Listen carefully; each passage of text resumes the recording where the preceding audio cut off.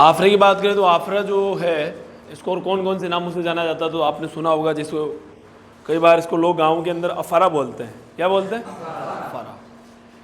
English में इसको कहा जाता है टिम्पेनी। क्या बोलते हैं? टिम्पेनी। ठीक है। और मेडिकल टर्म के अंदर इसको कहा जाता है मेट्योरिज्म। क्या बोलते हैं? मेट्योरिज्म। मेट्योर शब्द से मिलकर बना है, इसलिए नाम पड़ा मेट्योरिज्म। एक ग्रीक भाषा का शब्द है। कौन सी भाषा का? ग्रीक भाषा का। ठीक है। तो मेट्योरिज्म ही कहते हैं। मेट्योर का मतलब होता है कि भाई हवा से भरा हुआ, हवा से भरा हुआ। आफ्रे के अंदर क्या होता है? पेट जो होता है रुमन, वो किससे भर जाता है? गैस वगैरह से। हवा तो होगी, साथ में माना और कुछ हो सकता है, फ्लूइड वगैरह, लेकिन हवा तो होगी। ठीक है। तो मेट्योर शब्द से मिलकर बना है मेट्योरिज्म। इसका मतलब होता है कि हवा से भरा हुआ। आ गया समझ में? तो सबसे पहले अपन बात करें भाई आफ्रा जो है इसके उपनाम क्या क्या है, इस आफ्रे को और कौन कौन से नामों से जाना जाता है। तो इसको कहा जाता है अफारा। क्या बोलते हैं? अफारा। इसके अलावा इसको क्या बोलते हैं? टिम्पेनी। क्या बोलते हैं? टिम्पेनी। इसके अलावा इसको क्या कहा जाता है? मेट्योरिज्म। क्या बोलते हैं? मेट्योरिज्म। ठीक है। मेट्योर सबसे मिलकर बना मेट्योरिज्म। ये इसके क्या है भाई? उपनाम है। ठीक है। एक आगे वैसे अपन प्रकार पढ़ेंगे, लेकिन फिर भी इसको अपन कह सकते हैं ब्लॉट भी कहते हैं। क्या बोलते हैं अपन? ब्लॉट। झागदार जो आफ्रा होता है उसको क्या बोलते हैं अपन? ब्लॉट। है तो एक प्रकार का आफ्रा ही, भले ही झागदार है, लेकिन है तो क्या है? आफ्रा ही है ना, है ना। तो ब्लॉट भी कहते हैं। नेक्स्ट अपन बात करें भाई आफ्रा कितने प्रकार का होता है। कितने प्रकार का होता है? लिखना नहीं है, सुनना है केवल, बाद में लिख लेना। ठीक है। मैं बोर्ड पे लिख रहा हूँ तो छोड़ रखूंगा मैं, तुम्हारे लिखने के लिए टाइम दूंगा मैं, चिंता मत करो। कितने में चल रही है ये? तो आफ्रा जो है कितने प्रकार का होता है? 2 प्रकार का। कितने प्रकार का होता है? 2 प्रकार का होता है। एक तो होता है गैसीय आफ्रा। कौन सा होता है? गैसीय आफ्रा। और एक होता है जागदार आफ्रा। कौन सा होता है? जागदार आफ्रा। तो आफ्रा कितने प्रकार का हो गया? 2 प्रकार का। पहला प्रकार क्या है? गैसीय आफ्रा। अपन बात करें गैसीय आफ्रा की, तो गैसीय आफ्रा जो है इसके पीछे कुछ अलग कारण होगा, जागदार आफ्रा के पीछे कोई अलग कारण होगा। ठीक है। तो गैसीय आफ्रा के क्या क्या कारण हो सकते हैं उनके ऊपर अपन डिस्कस करें, और कारण के ऊपर ही डिपेंड करता है कि इलाज कैसे करना है ना। कारण ही तो डिसाइड करेगा इलाज क्या करना है। कारण कोई और, आप इलाज कोई और कर रहे हो तो सक्सेस होगा नहीं। आपको कारण पता होना तभी आप ढंग से इलाज कर पाओगे। आपको ये पता होना चाहिए कि बीमारी का कारण क्या है, तब आप उस बीमारी का ढंग से इलाज कर पाओगे। ये आपको पता हो, उसके लिए आपको ये पता होना, इसके लिए आपको क्या करना पड़ेगा? पहले ढंग से बीमारियों को पढ़ना पड़ेगा। जब आप बीमारी को ढंग से पढ़ोगे, ढंग से उन बीमारी के लक्षणों को याद करोगे, तब तुम्हें बीमारी समझ में आएगी, फिर तुम ट्रीटमेंट कर पाओगे। ये नहीं कि मुंह उठा के गए, 4 इंच के लगा के आ गए। ठीक है। कि कुछ चीज़ समझ में नहीं आ रहा, क्या करें? तो नहीं आएगा अगर ढंग से नहीं पढ़ोगे तो। आ गया समझ में? तो पढ़ना पड़ेगा। पढ़ते हो कि नहीं पढ़ते हो? पढ़ते हो? देखते हैं अभी तू गाँव जाके आया यार। कैसे घर पर सब ठीक है? चलो। तो गैसीय आफ्रा के क्या क्या कारण हो सकते हैं? तो पहला कारण गैसीय आफ्रा का होता है अदलनी हरा चारा खिलाने पर। कौन सा चारा? अदलनी हरा चारा।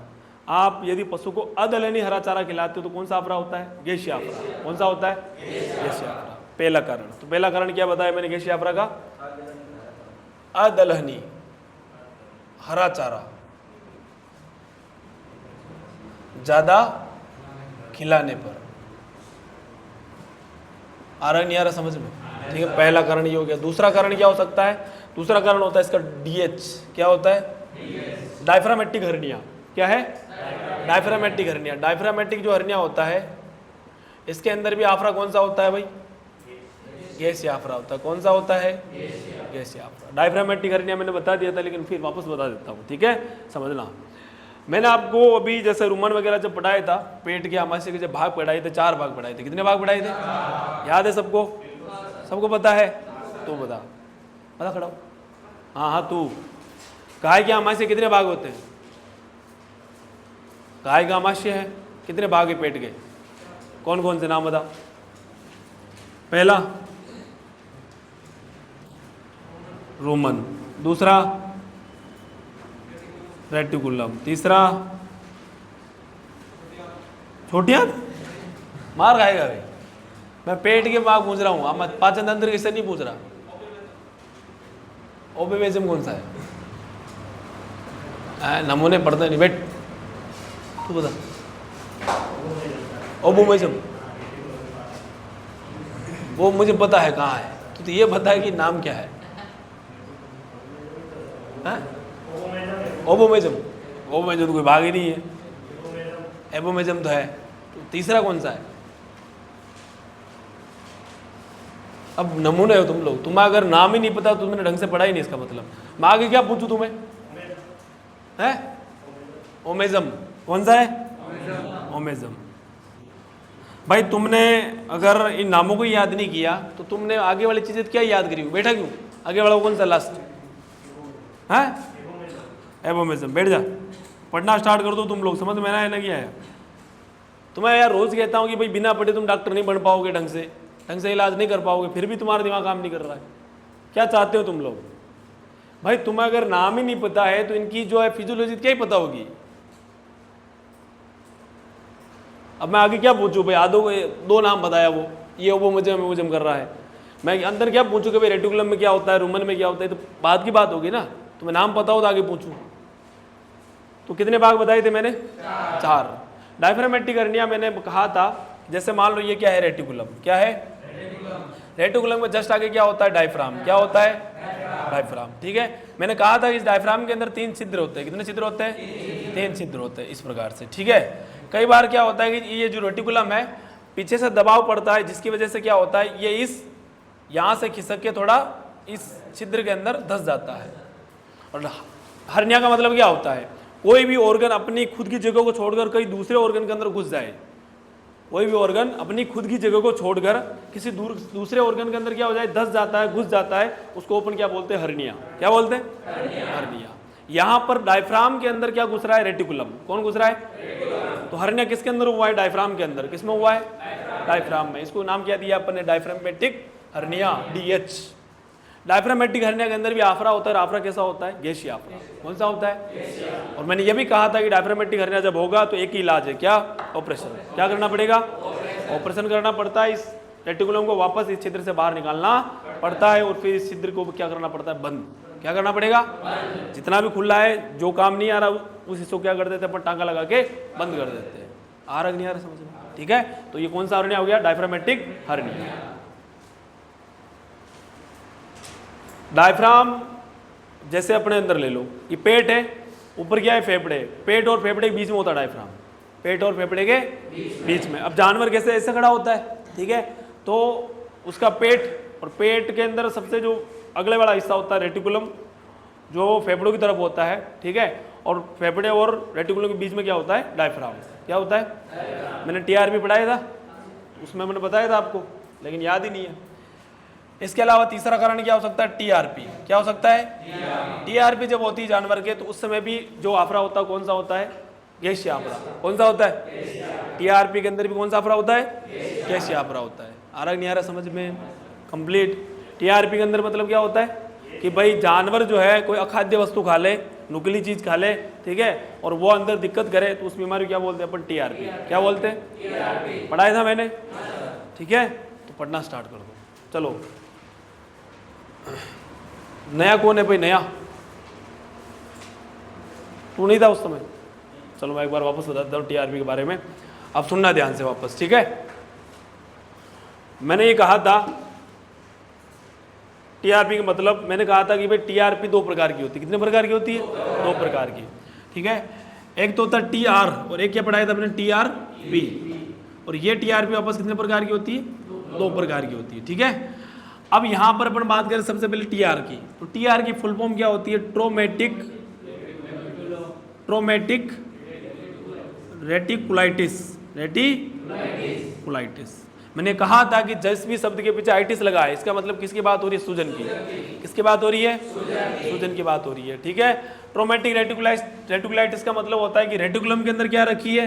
सूजन। समझो कैसे?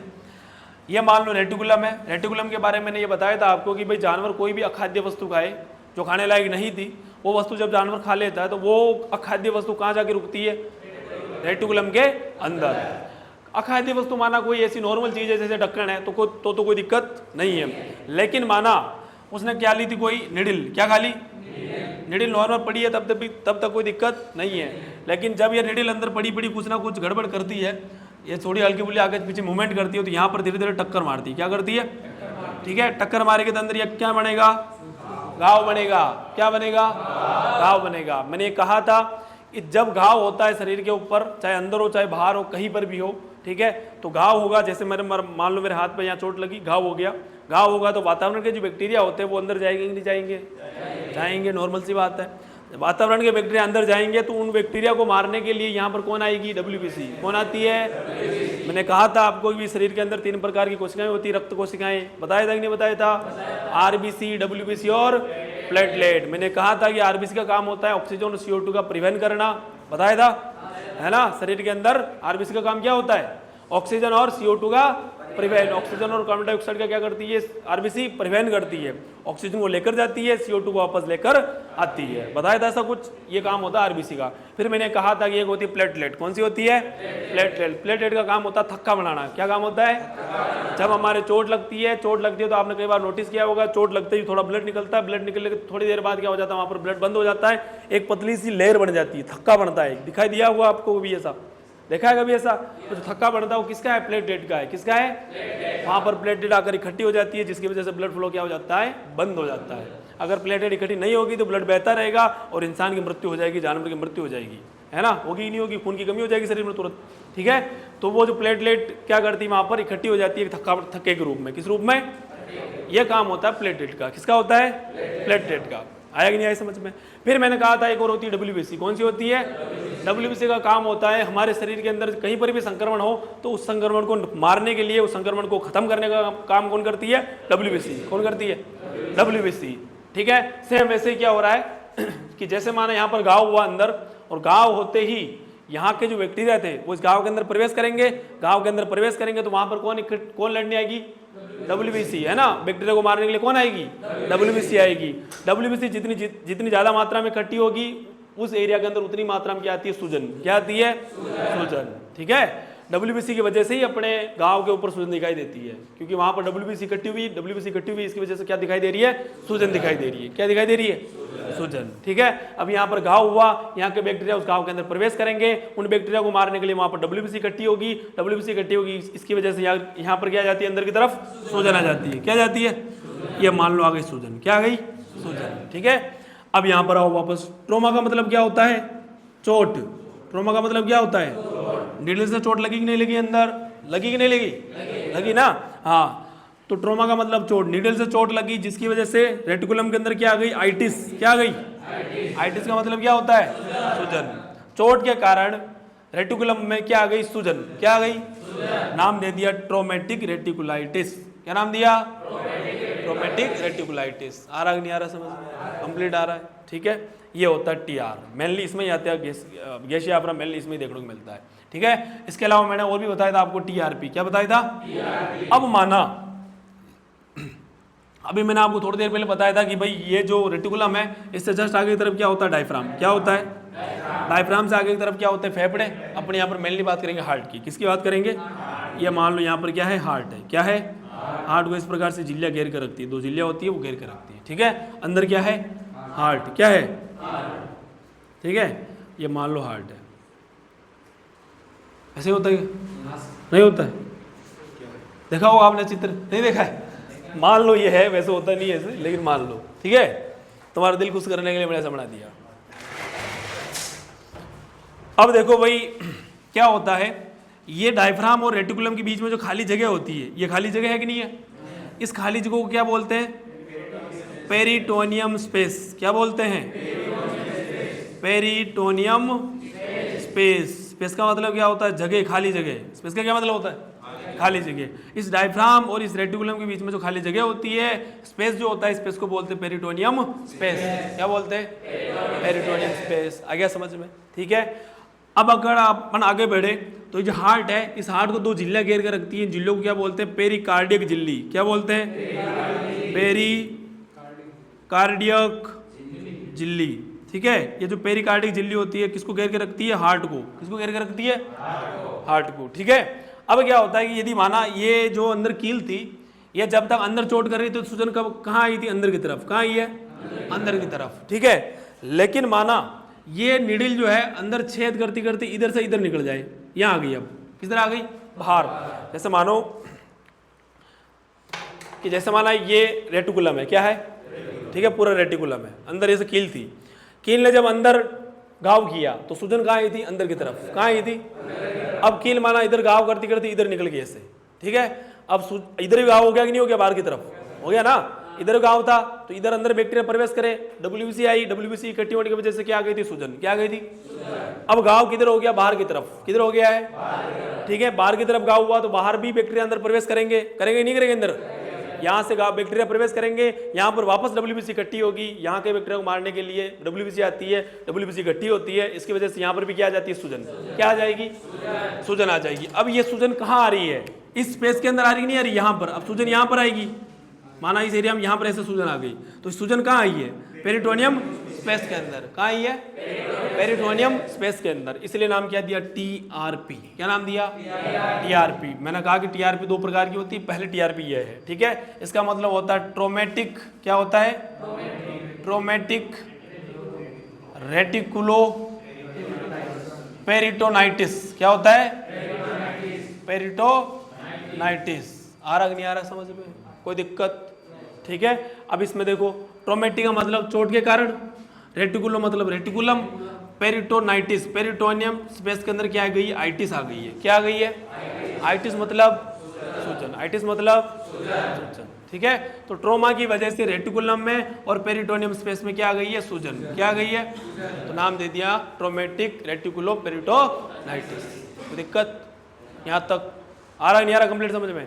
अब माना ये जो नीडल है यहाँ से होती हुई इस डायफ्राम को पार करते हुए यहाँ पहुंच जाए पेरिकार्डिक झिल्ली के अंदर, कहाँ चली जाए, पेरिकार्डिक झिल्ली के अंदर। पेरिकार्डिक झिल्ली पार होती थी आगे क्या है, हार्ट है, क्या है, हार्ट में घुसती तो पशु क्या हो जाएगी, डेथ हो जाएगी, मृत्यु हो जाएगी। लेकिन जब ये पेरिकार्डिक झिल्ली के अंदर पहुंचती है तो भी इसको क्या बोलते हैं, TRP ही बोलते हैं, क्या बोलते हैं, लेकिन यहाँ पर TRP की फुल फॉर्म चेंज हो जाती है, क्या हो जाती है, फुल फॉर्म चेंज हो जाती है, क्या हो जाती है, चेंज हो जाती है। क्या होती है TRP फुल फॉर्म, फिर यहाँ पर होता है traumatic reticulo pericarditis, pericarditis.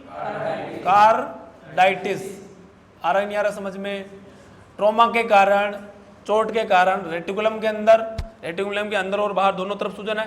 Trauma के कारण रेटिकुलम में और पेरिकार्डिक झिल्ली में, किसमें, पेरिकार्डिक झिल्ली में क्या जाती है, आइटिस, क्या जाती है, सूजन, आइटिस आ जाती है, ठीक है। तो नाम दे दिया ट्रोमेटिक रेटिकुलो पेरिकार्डाइटिस, पेरिकार्डाइटिस। कोई दिक्कत, ठीक है। इस बीमारी के अंदर भी कौन सा आफरा होता है, गैसीय आफरा। आ रहा है नहीं यार समझ में, कंप्लीट। वैसे मैंने आपको TRP पहले बता रखी है, लेकिन जो नया है वो समझ गए होंगे। ये हो गए भाई 3 कारण। पहला तो क्या है, अदल हरा चारा खिलाओगे ज्यादा तो भी कौन सा आफरा होगा, DH के अंदर भी कौन सा आफरा होता है, TRP के अंदर भी कौन सा आफरा होता है, कोई दिक्कत, ठीक है। ये तो हो गए मोटे मोटे 3 कारण। इसके अलावा और क्या हो सकता है, एक और है चौक बढ़ा दिए,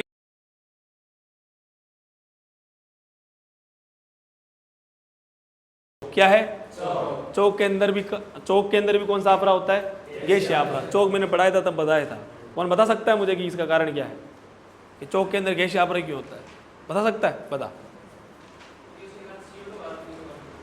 चौक के अंदर वापस गैस नहीं निकलती, कहाँ से, मुंह से, चलो बैठ, ठीक है। चौक के अंदर क्या होता है समझना, मैंने आपको चौक पढ़ा दिया वैसे, लेकिन फिर वापस बता देता हूँ, ठीक है। चौक के अंदर क्या होता है कि जैसे माना जानवर ने कोई ऐसे गेंद वगैरह खा लिया, आलू खा लिया, ठीक है, साबुत आलू खा लिया है ना, उसको चबाया नहीं, डायरेक्ट निगल लिया। तो कई बार क्या होता है, आलू माना मोटे आकार का है, तो वो आलू क्या होता है कि घृसिका के अंदर जाकर, कहाँ पर, घृसिका के अंदर जाकर माना यहाँ फंस गया, यहाँ पर फंस गया। तो रूमन के अंदर जो गैस बन रही है ना किण्वन के दौरान, किसके दौरान, मैंने आपको पढ़ाया था, जब भी जानवर भोजन ग्रहण करता है, भोजन के अंदर जो कार्बोहाइड्रेट होती है उसका क्या होता है, किण्वन, क्या होता है, किण्वन होता है। किण्वन कौन करते हैं, रीमन, किसके जीवाणु, रूमन के जीवाणु क्या करते हैं, भोजन का किण्वन करते हैं। भोजन के कार्बोहाइड्रेट का क्या करता है, किण्वन, क्या करते हैं। जब भोजन का किण्वन होता है तो 2 चीजें बनती है, कितनी चीजें बनती है, 2 चीजें बनती है। एक तो बनता है VFA, क्या बनता है, VFA, वोलेटाइल फैटी एसिड, क्या बनता है, जिनसे जानवर को क्या मिलती है, ऊर्जा, क्या मिलती है, VFA के द्वारा जानवर को 70% ऊर्जा मिलती है। कितनी परसेंट? 70%। मैंने कहा था कि जब भी किण्वन होता है तो गैस भी बनती है। क्या बनता है? डिपेंड इस चीज पे करता है कि किण्वन किस चीज का हो रहा है, ठीक है, उसके हिसाब से क्या बनेगी? गैस बनेगी। क्या बनेगी? यहाँ पर कार्बोहाइड्रेट का क्या हो रहा है? किण्वन। क्या हो रहा है? इसलिए ज्यादा मात्रा में क्या बनती है? Carbon dioxide. क्या बनती है? रोमन के अंदर कार्बन डाइऑक्साइड बनती है। इसके अलावा क्या बनती है? हाइड्रोजन और मीथेन। क्या बनता है? ठीक है, ये मोटी मोटी 3 गैसें ज्यादा बनती है भाई, छोटी मोटी गैसें और भी बनती रहती है, 1-8% बहुत सारी गैसें बनती है। मेनली 3 गैसें याद रखनी है। सबसे ज्यादा बनती है CO2, उसके बाद मीथेन, उसके बाद हाइड्रोजन, उसके बाद हाइड्रोजन, ठीक है। अब ये जो अंदर रुमन में गैसें बन रही है, मैंने ये भी कहा था आपको कि भाई 1 घंटे के अंदर रुमन में 30 लीटर गैस बनती है। कितने लीटर? 30 लीटर गैस बन रही है। अब ये जो गैस बन रही है ना रुमन के अंदर, इनका कोई उपयोग नहीं है। इन गैसों का शरीर के अंदर कोई भी उपयोग नहीं है। ये अंदर बनेगी और उनको बाहर निकालना पड़ेगा। क्या करना पड़ेगा? बाहर निकालना पड़ेगा। और बाहर निकलने का रास्ता एक ही है। रास्ता क्या है? मुंह। किसके द्वारा बाहर निकलेगी? मुंह के द्वारा, ठीक है। अब माना ये जो ग्रसिका है, इसके अंदर आलू फंस गया। क्या फंस गया? रास्ता बंद हो गया कि नहीं हुआ? अंदर क्या है? रुमन। क्या है? इस रुमन के अंदर जो 30 लीटर गैस बन रही है घंटे के अंदर, ये गैस इसी रास्ते के द्वारा बाहर निकलेगी। आगे क्या मिलेगा? इसको मुंह मिलेगा, ठीक है। अब ये रास्ता ही क्या हो गया? बंद। अब 1 घंटे में जो 30 लीटर गैस बन रही है, वो गैस अंदर बढ़ती जाएगी, बढ़ती जाएगी, बढ़ती जाएगी, बढ़ती जाएगी, बाहर नहीं निकल पा रही है, ठीक है। ठीक है, ये कौन सा आफरा हो गया? फिर गैसीय आफरा। कौन सा आफरा है? चौक के अंदर भी आफरा होता है। कौन सा? ठीक है। अब ये जो आफरा हो रहा है, ये किसी बीमारी की वजह से नहीं हो रहा कि भाई रुमन के अंदर कोई दिक्कत होगी उसकी वजह से हो रहा है। नॉर्मल है, रुमन तो एकदम बढ़िया अपनी तरह ढंग से काम कर रहा है जैसा उसका काम करना चाहिए। लेकिन जो गैस बन रही है ना, वो बाहर नहीं निकल पा रही है, वो बाहर नहीं निकल पा रही है, इसकी वजह से आफरा हो रहा है। तो अपने कुछ नहीं करना है, इस रास्ते को खोलना है। क्या करना है? रास्ते को जैसे ही खोलेंगे, पशु कंप्लीट। पशु क्या हो जाएगा? कंप्लीट हो जाएगा। कोई दिक्कत आ गया कि नहीं समझ? ठीक है। तो चौथा कारण क्या बताया मैंने? चौक। क्या है? चौक वैसे मैंने आपको पढ़ा दिया है, कोई दिक्कत? ये है भाई कौन सा आफरा? गैसीय आफरा, ठीक है। चलो उतार लो, हाथ कौन लगा?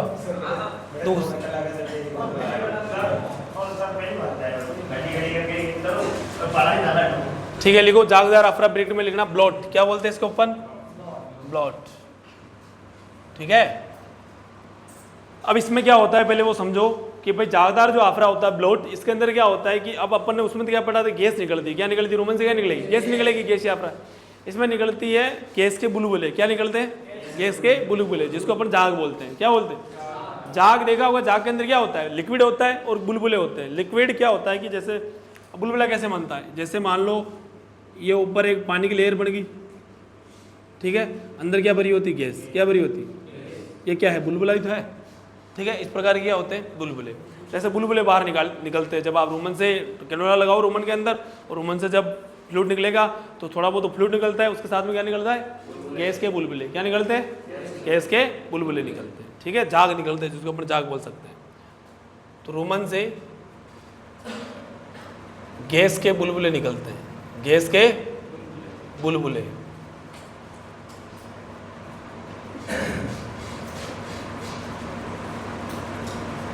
ठीक है। बात करें अपन इसके कारण की, तो ये होता है जनरली दलहनी हरा चारा खिलाने पर। दलहनी हरा चारा खिलाने पर। अब दलहनी हरा चारा जैसे मोटे मोटे तौर पर बात करें तो रिजगा हो गया, बरसीम हो गया, ठीक है, ये ज़्यादा खिलाने पर। कौन सा आफरा होता है? जागदार आफरा। कौन सा आफरा होता है? आएगा समझ में? लिखो। चलो नेक्स्ट लिखो लक्षण। अब लक्षण के अंदर नॉर्मल सी बातें, आफरा होगा तो किस में होगा? रुमन में होता है। रुमन किस साइड में होता है? लेफ्ट साइड में। तो पशु का पेट लेफ्ट साइड की तरफ से क्या होता है? फुला हुआ दिखाई देता है। तो पहला पशु का पेट लिखो साथ साथ में। पशु का पेट लेफ्ट साइड से, किस साइड से? फुला हुआ रहता है या फुला हुआ दिखाई देता है।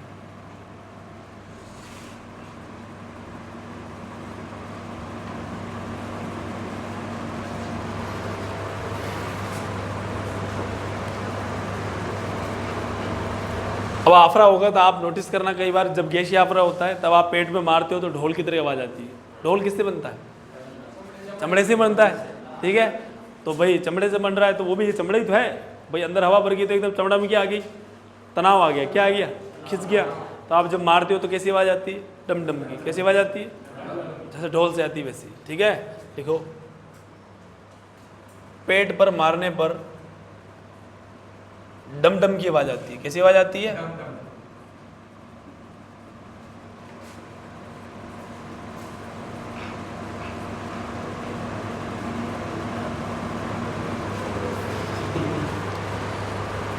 पेट में आफरा होगा तो दर्द होगा कि नहीं होगा, पेट में दर्द होता है तो कॉलिक।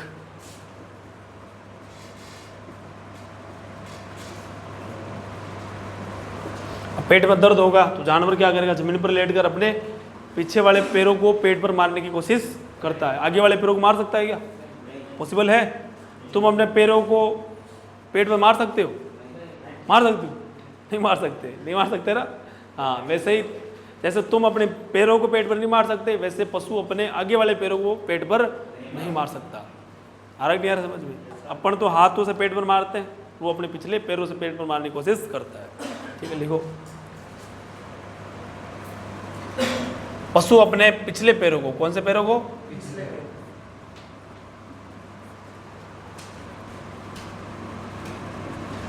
पैरों को पेट पर मारने की कोशिश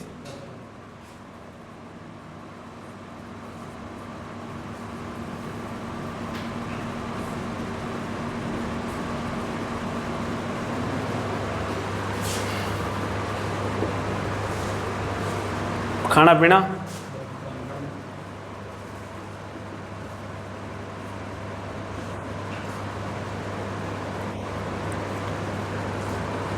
इसके अलावा कई बार क्या होता है, जानवर की जब पेट दर्द ज़्यादा होता है तो वो ऐसे पैरों को, पीछे वाले जो पैर होते हैं, आगे वाले जो पैर होते हैं, उनको ऐसे साइकिल की तरह चलाता है। देखा होगा आपने, तो साइकिल की तरह चलाता है तो पेट जमीन पर क्या हो जाता है, खड्डा, क्या हो जाता है। ये सब साइन है, ये साइन ये बताता है कि इसके पेट में क्या है, दर्द है, तभी ऐसा कर रहा है। ठीक है, लिखो पशु जमीन पर पैरों को रगड़ता है,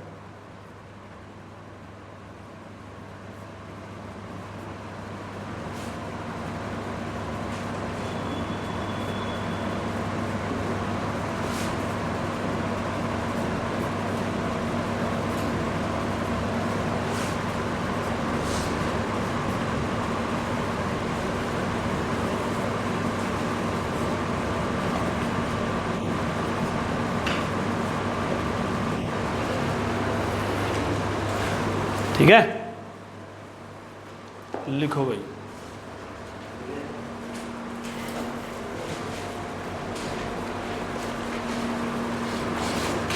लिख लिया सबने, पीछे लिख लिया, मिटा दूं क्या? नेक्स्ट लिखो उपचार।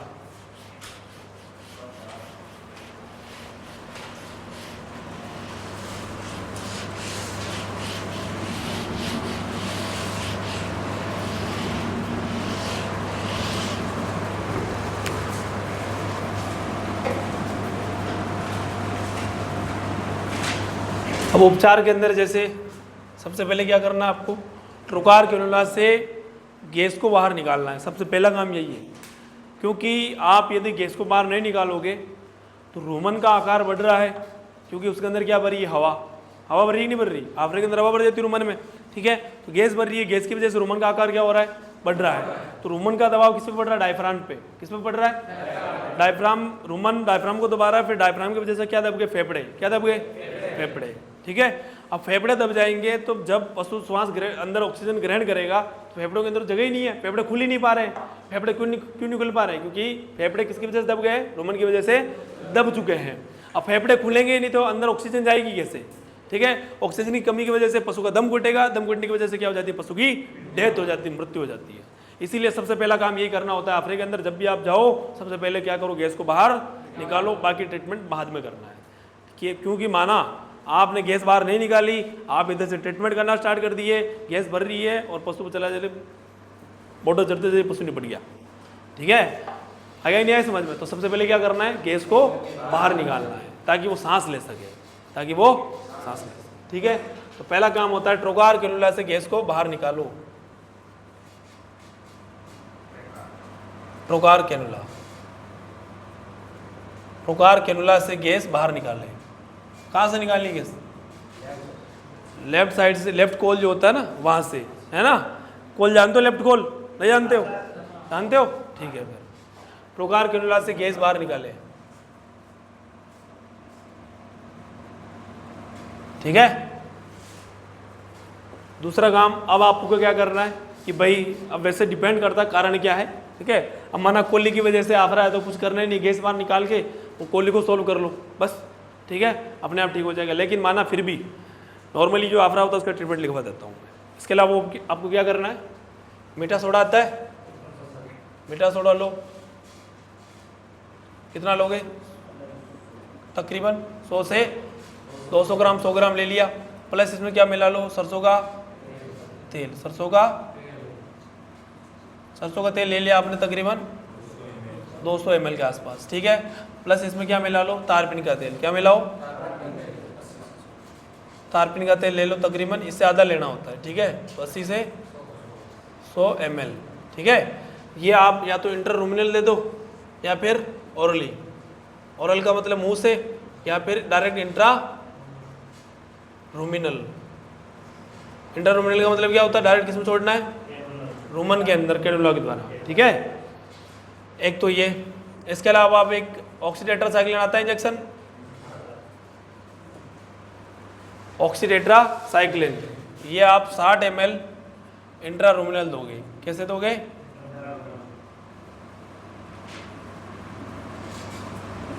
अब समझो अपने ऑक्सीटेट्रासाइक्लिन क्यों दिया पता है?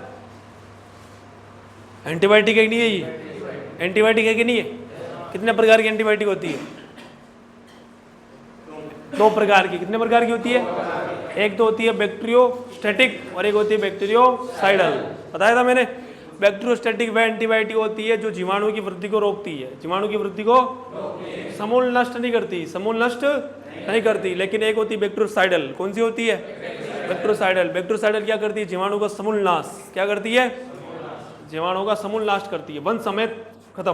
भगवान राम ने किया था रावण का वैसे, ठीक है। वो होती है बैक्टीरियोसाइडल। कौन सी होती है? बैक्टीरियोसाइडल। अब ये जो ऑक्सीटेट्रासाइक्लिन है ये कौन सी है? बैक्टीरियोस्टैटिक है। कौन सी है?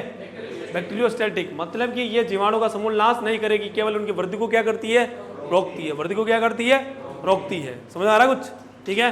अब अपन ने ऑक्सीटेट्रासाइक्लिन इसलिए दी क्योंकि माना आपने जब आप जब रूमन के अंदर ऑक्सी डालोगे तो ये क्या करेगा? रूमन के जो जीवाणु होंगे उनकी वृद्धि को क्या कर देगा? रोक देगा। वृद्धि को क्या करेगा? उनकी संख्या बढ़ना क्या हो जाएगी? बंद। क्या हो जाएगी? संख्या में वृद्धि नहीं होगी, संख्या कंट्रोल में रहेगी। संख्या कंट्रोल में रहेगी। जीवाणु की संख्या कंट्रोल में रहेगी तो किण्वन क्या होगा? कम होगा। क्या होगा? अब देखो जीवाणु की संख्या में कमी आई तो किण्वन क्या हो गया? कम हो गया। किण्वन कम हुआ तो गैस क्या होगी? कम बनेगी। गैस क्या होगी? कम बनेगी, ठीक है। अब गैस तो कम बनेगी लेकिन साथ साथ में और क्या कम बनेगा? VFA। क्या बनेगा? कम VFA। लेकिन VFA तो बढ़ जाएगा, बाद में बना लेंगे, कोई दिक्कत नहीं है। एक बार पशु ठीक हो जाए, स्वस्थ हो जाए, बच जाए, है ना, मर जान ही चलेगी, फिर क्या करेंगे VFA का, ठीक है ना। एक बार उसको क्या कर ले अपन? बचा ले, ठीक है। तो अपन ऑक्सी डालेंगे, ऑक्सी जाएगा, जीवाणु की संख्या को क्या करेगा? कंट्रोल करेगा। जीवाणु की संख्या कंट्रोल में आएगी तो किण्वन क्या होगा? कम होगा। किण्वन कम होगा तो गैसें भी क्या होगी? कम बनेगी। गैसें कम बनेगी तो अपने आप ही आफरा क्या होगा? कम होगा। आ रहा नहीं आ रहा समझ में? लेकिन यहाँ पर ऑक्सी ही डालनी है। पता चले तुमने एंड्रो डाल दिया, ऑक्सी नहीं था। फील्ड में करते हैं नहीं करते अपन कि भाई एंड्रो ऑक्सी नहीं होता तो कई बार अपन एंड्रो लगा देता है, IM लगाते नहीं लगाते। लेकिन अपन यहाँ पर केवल क्या डालेंगे? ऑक्सी, और कोई भी दूसरी एंटीबायोटिक डालनी नहीं है। गांठ बांध लो इस बात को। एंड्रो डाल दी, कोई दूसरी एंटीबायोटिक डाली आपने, जैसे एंड्रो डाल दी। एंड्रो कौन सा होता है? बैक्टीरियोसाइटिक होता है, बैक्टीरियोस्टैटिक होता है, बैक्टीरियोसाइडल। बैक्टीरियोसाइडल। एंड्रो क्या करता है? जीवाणु का समूल नाश करता है। जीवाणु का। अब आपने क्या किया कि एंड्रो ऑक्सी की जगह क्या डाल दिया? एंड्रो डाल दिया। क्या डाल दिया? एंड्रो क्या करेगा? रूमन के अंदर जाएगा और जीवाणु क्या कर देगा? समूल नाश। क्या कर देगा? रूमन के सारे जीवाणु मर जाएंगे। अब रूमन के सारे जीवाणु मर गए तो किण्वन क्या हो जाएगा? बंद। किण्वन क्या हो जाएगा? अब फायदा तो यह हुआ कि जब किण्वन बंद होगा तो गैस बनना, गैस बिल्कुल ही नहीं बनेगी तो आफरा एकदम क्या हो जाएगा? खत्म। फायदा हुआ कि नहीं हुआ? लेकिन नुकसान ये है कि भाई किण्वन बिल्कुल ही नहीं होगा तो VFA भी नहीं बनेंगे। VFA नहीं बनेंगे तो जानवर जो 70% एनर्जी मिल रही थी VFA से, वो तो VFA तो बन ही नहीं रहा। जानवर ऐसी भूख से मर जाएगा। कमजोरी की वजह से क्या हो जाएगी? जानवर की डेथ हो जाएगी। इसीलिए एक ऑक्सी मिलानी है। क्या मिलानी है? रूमन में क्या मिलाना है? ऑक्सी। दूसरा कोई भी एंटीबायोटिक नहीं मिलाना है। कारण समझ में आएगा नहीं आया? कंप्लीट आ रहा है? तो क्या डालना है रूमन में? ऑक्सीटेट्रासाइक्लिन। कितना? 60 ml, ठीक है। चलो मैंने वो जागदार आफरे का सिम्टम नहीं लिखवाया था क्या? अगर जगह बची हो एक लिख लो, लिखो। लक्षण लिखवाए थे ना, उसमें एक लक्षण लिख लो जागदार आफरे के अंदर लक्षण लिखवाए थे। हाँ, इसमें एक लाइन छोटी हो आपने तो मान लिख लो, तो एक लाइन लिख लो, जागदार आफरे में मुंह से जाग निकलते हैं। जागदार आफरे में मुंह से जाग निकलते हैं। क्या निकलते हैं? जाग। ठीक है, ये मैंने वैसे वहाँ पर नहीं लिखवाया था, ये तो मैं लिखवा देते भाई आप इंट्रानोमिनल जब उसके अंदर कैनुला लगाओगे तो बुलबुले निकलेंगे, लेकिन कई बार मुंह से भी क्या निकलते हैं? जाग निकलते हैं, अगर ज़्यादा हो रहा है तो। ठीक है, लिख लिया? अरे लिख लिया क्या? चलो नेक्स्ट है ब्लॉट के अंदर। ब्लॉट का मतलब क्या होता है? जागदार आफरा। ब्लॉट के अंदर एक दवा आती है ब्लोटोसिल। कौन सी? ब्लोटोसिल। साल्ट होता है इसके अंदर, ये तो कंपनी का नाम है। साल्ट होता है इसके अंदर साइमेथिकॉन। कौन सा होता है? साइमेथिकॉन। इस साल्ट में दवा आती है ब्लोटोसिल। ये आप जानवर को क्या करोगे? ओरली पिलाओगे। कैसे पिलानी है? ओरल।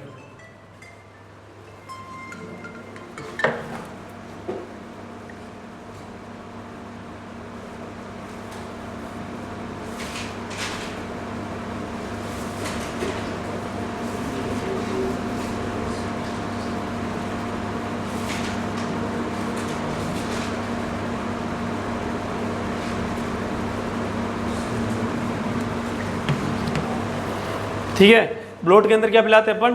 ब्लोटोसिल। जिसमें साल्ट क्या आता है? साइमेथिकॉन। कैसे देना है उसको? ओरली। मात्रा 50 से 60 ml। कितना पिलाओगे? 50 से 60 ml। 60 ml। वैसे जो भी लिक्विड आता है उसके ऊपर लिखा होता है कि छोटे जानवरों को कितना पिलाना है, बड़े को कितना पिलाना है, तो आप उसके ऊपर डोज रेट देख के काम मिले। बाकी 50-60 ml। हाँ, ब्लोटोसिल, SIL, ब्लोटोसिल। ठीक है, ये ब्लोट के अंदर पिलाना है जागदार आफरे में। बाकी तो कर ही लेना आप ट्रीटमेंट। एक इंजेक्शन लगा देना पेट दर्द का, फ्लेनोक्सिन, मैग्लूमाइन। कितना? 15 से 20 ml। रूट क्या है? IM। ठीक है, बी कॉम्प्लेक्स प्लस CPM। कितना? 10-10 ml। रूट क्या है? IM। ठीक है, चलो लिखो। नोट। नोट के अंदर पहला पॉइंट मैं बोलूंगा, लिख लोगे तुम? लिखो, फिर लिखो, पहला लिखो। आफरा होने पर, आफरा होने पर पशु के अगले वाले पैरों के नीचे, आफरा होने पर पशु के अगले वाले पैरों के नीचे या अगले पैरों के नीचे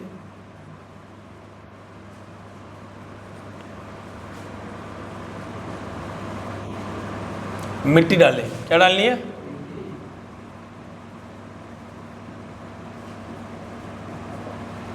अब ऐसा क्यों किया, कोई बता सकता है? ऐसा इसलिए किया क्योंकि भाई आप अगले वाले पैरों के नीचे मिट्टी डालोगे तो आगे वाला हिस्सा क्या रहेगा? ऐसे। ये मान लो पशु का मुंह है, ठीक है, पशु पहले ऐसे बैठा था, आपने यहाँ मिट्टी डाली नीचे, ऐसा हो गया। अब ये ढलान हो गया, इससे क्या होगा? रुमन का दबाव जो फेफड़ों पर पड़ रहा था वो फेफड़ों पर नहीं पड़ेगा, रुमन पीछे की तरफ झुका हुआ रहेगा ताकि जानवर सांस ले सके, ताकि जानवर के दम घुटने से मृत्यु न हो। आ रहा नहीं आ रहा समझ में? पीछे वाले पैरों के नीचे मत डाल देना, पहले ऐसा था ऐसे कर दिया, अब मरेगा पक्का। हम नहीं मर रहा था, अब तुम मार दिए उसको, ठीक है। लेकिन एक बीमारी और होती है, प्रोलेप्स। प्रोलेप्स आता है नहीं आता? प्रोलेप्स के अंदर क्या होता है? मिट्टी कहाँ डालनी होती है? पीछे वाले पैरों के नीचे। कहाँ डालते हैं? पीछे वाले पैरों के नीचे, ताकि ये ढलान ऐसे हो जाए ताकि प्रोलेप्स बाहर नहीं आए। दोनों के अंदर अलग अलग है। प्रोलेप्स है तो मिट्टी का डालनी है पिछले पैरों के नीचे, यदि क्या है आफरा है तो मिट्टी का डालनी आगे वाले पैरों के नीचे। आगे समझ में? कन्फ्यूजन मत होना, उल्टा कर दो तुम, ठीक है, ध्यान रखना। तो ये भाई मिट्टी डालनी है। हाँ, ढलान हो जो अच्छी बात है। हाँ, झंझट क्यों करना, सही है। चलो लिखो। हाँ, करें ले चलिए, मार आओगे, लिखो चुपचाप। 2-3 दिन तक लिखो, 2-3 दिन तक आपने आफ्टर ट्रीटमेंट किया उसके बाद की बात है, 2-3 दिन तक पशु को खाना पानी कम दे पशु को, ताकि उसका रोमन ढंग से काम करना स्टार्ट कर दे। खाना पानी कम दे भाई, ठीक है, आफ्रे के अंदर ध्यान रखना है चीज़।